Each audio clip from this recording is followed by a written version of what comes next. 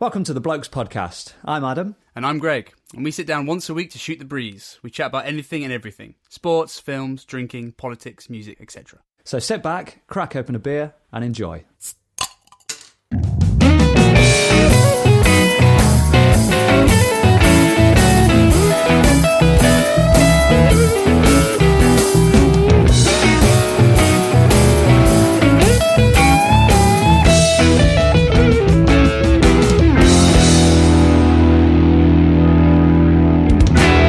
Ready? Clap on one.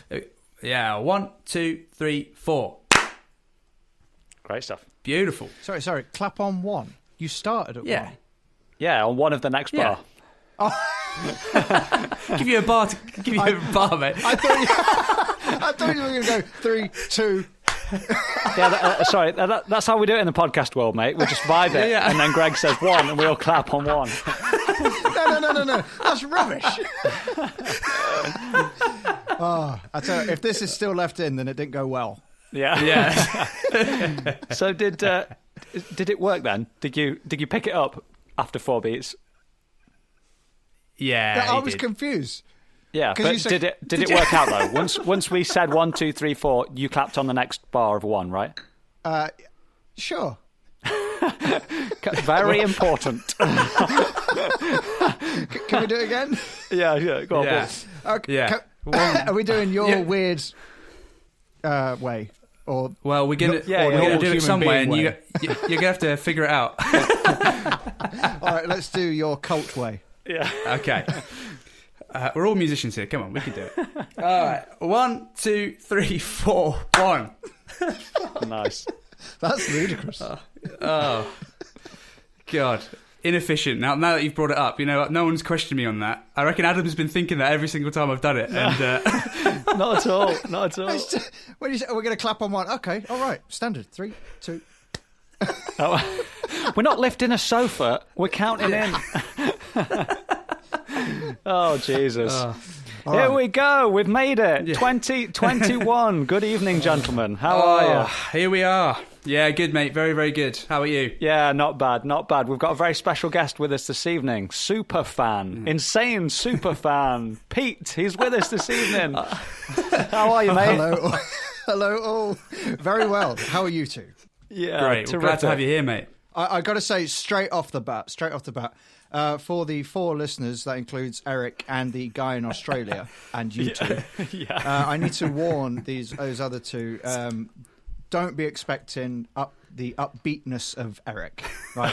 Straight away. I mean, what a phenomenal guest he was. Right, so I'm just going to warn people: expect the miserableness and naivety and stupidity of Carl Pilkington mixed with the anger of Liam Gallagher. Yeah. And then that's me. And then you kind of got me in the middle. Yeah, the ultimate pessimist, aren't you, Pete? Yeah.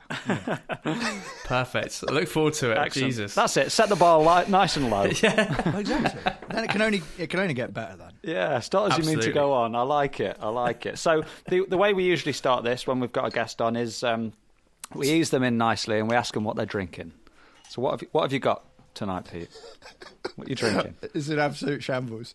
Well, I've quit drinking, so I've got. Stop the tape. What's the point? I've got nature's finest council pop. Yeah. All the way from. Oh Jesus! I've just seen what's happened on Greg's screen. We'll talk about that in a minute. It's Hampshire's finest, via a Brita water filter, of course. Okay, cool. So what sort of Brittery tastes are you getting through in this finest of waters? I'm getting chalkiness, slatiness. Yeah, well, the water's very hard here, so but I do have a water softener, so I get quite salty. Oh right, does it? My God, this is not what I wanted when I knew you were coming on. This is the opposite of what I. All right. I got a water because you two, I must say to the listeners, you two are phenomenal drinkers. And when I say that, like, you've both, well, to an extent, let me put this out there. To an extent, you know when to stop. You have this inner, I've had enoughness. Yeah. Whereas me, I'm just, once we're starting, there's no end game. It's until you can't anymore. So Right. You can't physically lift the glass to your face. Yeah, That's so right. Yeah. I'm very envious actually. Of, having a nice couple of beers, just chilled out, or a nice scotch, just one scotch. I just can't do that. So, yeah. And for the sake of the listeners, they don't want it. Trust me. We want to go out with a bang, not trail off in a sort of miserable Russian drinking song at the end. Yeah. Oh, dear. Well, that's very, very honourable of you, sir. That's definitely. We always sort of pride ourselves that we go into, as well as mucking about, we do go into sort of real life subjects, and we try and talk about real stuff that blokes go through and all that sort of thing. So yeah, that's honourable thing to say. Yeah, you stick into the water tonight. Fair enough. I must admit, I'm embarrassed. It's a shambles. I'm sorry. Maybe I'll get myself a herbal tea in part 2. I don't know. Yeah, definitely, because you always got to notch it up a gear. So if you're gonna go up from water, it's got to be sort of like fruity water or something, fizzy water or a cordial tea or something. Yeah. Cordial. Oh, yeah. That's good. It's very honourable. It's a hard decision to make, I bet, as well, or realisation to have about yourself. Could you have had the realisation possibly the week after the podcast where you're supposed to be drinking 2 different alcoholic beverages? I'm just throwing that out there. Can you go out with one big, massive booze up tonight and then through the hangover tomorrow think about what you've done? Well, I think over Christmas Eve and certainly New Year's Eve, the missus and I took care of the alcohol cupboard. Let's just say we killed that. Yeah. So there's actually nothing left. So great. Okay. No. I'm not trying to enable you here. So I was completely joking. I honestly respect you a lot for that. Good. Are we triggering Pete? Are we triggering him? Is that what we're doing? Is trigger warning for any people that struggle with booze? I can be around it. It's just when you tell yourself, right, I'm doing this. This is it, and you just. I suppose it's like any form of discipline, whether it be martial arts or an athlete. Once you set your mind to it, I'm very much right. I'm doing it. There's no grey. It's black or white. Yeah.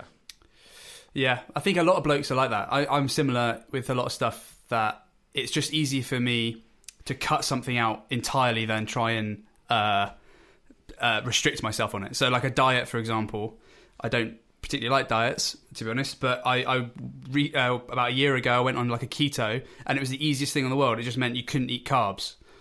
It's not like, have a few carbs, count the calories, do all this. Like, no, stop eating them, and then you're fine. And then it was okay. It was actually a lot easier for me to do that than it was to... I reckon. Oh, no. It's hell. Meat's the best thing on the planet. Whoa. I'm not disputing that at all. And you're right. Yeah, the meat part is the easy part, right? Yeah, that's not the issue. Because I did, about a year ago, I did carnivore, which is nothing. So no veg, no nothing. It's literally just meat. And I found that easier than keto. Because, which is strange because you're eating less. But I think having the mindset of, a bit of broccoli, whatever, you're expecting the carby, Yeah, sure. Yeah. It's whetting the palate, whetting the appetite for those potatoes, isn't it? I mean, I thought, how can... I mean, I could be totally wrong on this, but how do vegetarians, and especially vegans, do keto? They can't, man. Corn is terrible for it. That's one of the reasons why I stopped doing it, because my missus, who's vegetarian, was travelling for 3 months at the time. So that was my excuse, basically, to try and lose some weight and stuff before she came back. And then when she came back, inevitably we had to buy all the Quorn meat supplements, and I can't be bothered to cook 2 meals for us both, so we eat the same thing. So, and it meant it threw the diet straight out the window because you can't find it. It's crazy. Well, a man can't eat that much tofu, surely. Like, there's only so much tofu you can eat. I mean, I'll tell you about it. I refer you back to the words of the Honourable Peter Kay and Max and Paddy when he said, "I couldn't be a vegetarian. A man can't live on chips alone." Never a truer word said. Yeah, exactly. I think that can be the first gavel down of the year. How about that? Yeah, boys? let's do it. Yeah. So, drinks-wise, what have you got, Greg? What are you kicking off with? So, I am through my travels trying to find the perfect dark beer. I'm on the Guinness Original Extra Stout tonight. Nice. Which is their fancy bottled version of Guinness. And I'm drinking it and I'm enjoying it. I'm drinking it in my Guinness tankard. So I'm brand loyal, clearly. Influencing. Yeah. On an audio-only platform.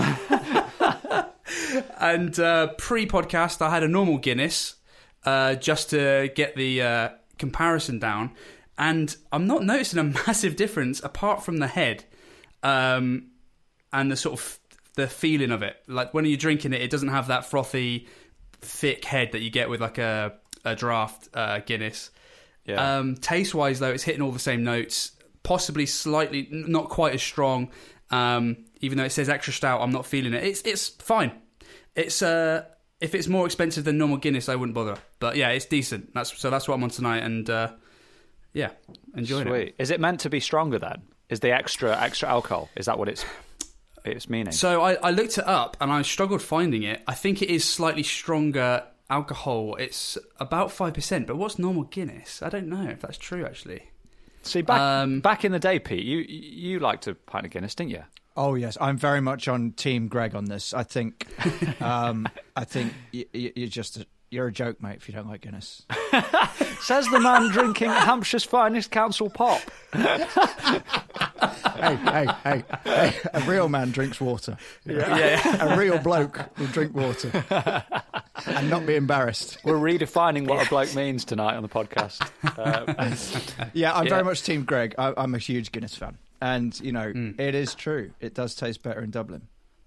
I mean, I was with you at the time, Pete, when you said to me, you can't have had a real pint, it's not in Dublin, blah, blah, blah. So, when we were there for a few days, a year or so ago, I got stuck in, didn't I? And I was on Guinness pretty much the whole time. Oh, to be fair, yeah, you did partake. I gave it a good go, and I'm repeating myself here, but it's just not for me. It's all good, but fair enough. I'll leave plenty for you two. I retract my non-man's comment. Can I have my man card back, please, Pete? I'll allow it. Yeah. Nice. He'll lose it before the end of the podcast, don't worry. Exactly. I can pretty much guarantee it in the next sentence. Yeah, almost. Yeah. I'm not going to say anything. No comment, gentlemen. Oh dear. So can I just say straight away? Sorry to interrupt, but it's very surreal because, like you mentioned, I am a top fan. It's very surreal doing this. I feel like I'm behind the scenes at Family Fortune or something. Yeah. Family Fortune. Like I've won a competition. Yeah. And you've realised that it's actually not great, and that it's from it's like when you held meet together by gaffer tape. Yeah, you meet your idols, and it's never what you see. Well, Vernon Kay does it now, doesn't he? Family Fortunes. Yeah, I think. Well, he used to. Oh right, okay. It's like meeting Vernon Kay, thinking we'd get on like a house on fire, and then turns out we don't. Yeah. Sorry to disappoint, mate. Yeah. Well. Anytime you want to duck out, that's absolutely fine. We'll just cut in one of those little stabs and we'll move on to the next section.